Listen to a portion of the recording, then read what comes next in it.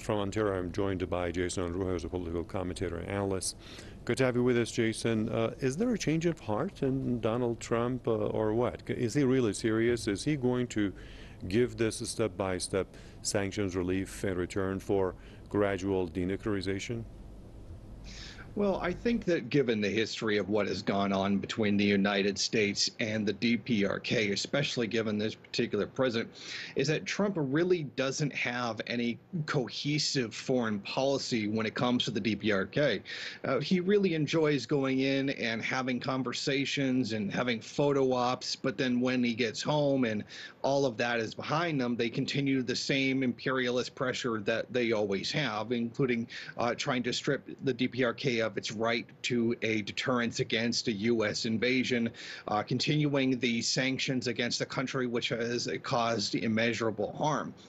This is very much the two-faced policy that we get from the administration of Trump, where they claim that they want peace, everything is all happy smiles and sunshine, and then as soon as that immediate moment is over, it's right back to business as usual. The U.S. has maintained its usual position. The DPRK should not have any way of defending itself from the U.S., and the U.S. will punish the DPRK for having any kind of defensive measure. It appears that this longstanding policy remains in place. Before, we have heard that Trump said that sanctions would be rolled back, and then the DPRK would reciprocate with their own concessions, but again, we haven't seen that actually happen. Very much the opposite. We've seen the U.S. continue much of these sanctions and increasing them for essentially non-compliance from the DPRK when the U.S. never made the concessions that they claimed they were going to begin with. I mean, this is a long-standing problem with the U.S. not living up to what it says that it's going to do, particularly with regards to the DPRK, and they've broken many promises in the past. So personally, from what I've seen, not only now, but in the past, the U.S. will continue to say one thing and then do another. They will continue to break the promises. So I don't see anything really changing between the two countries after this meeting today.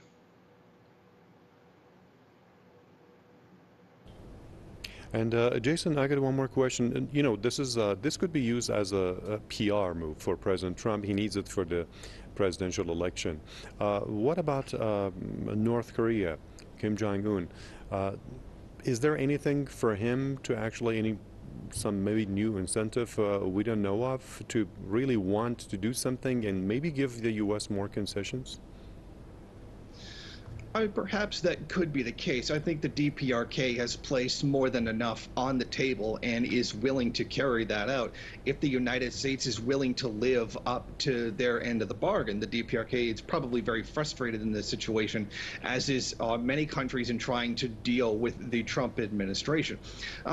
There's no doubt that this is a photo op that's probably aimed to have some kind of influence on the 2020 election. One of the things that Trump said that he was going to do was to de-escalate many of the wars, scale back much of the hostile foreign policy of the U.S., but we've seen that that has not happened at all. In fact, it has gotten worse under his leadership. Perhaps this is going to be a nice photo op, that a nice little propaganda piece that he can turn around to his supporters and say, look, I'm trying to build peace with a country that we've been technically at war for decades, and this is the kind of thing that I'm going to bring to the White House. But as we've seen in the past, that doesn't mean anything. Every single meeting that Trump has had with Kim Jong-un has essentially produced absolutely nothing, because the U.S. has not given any of the concessions that they claimed they were going to.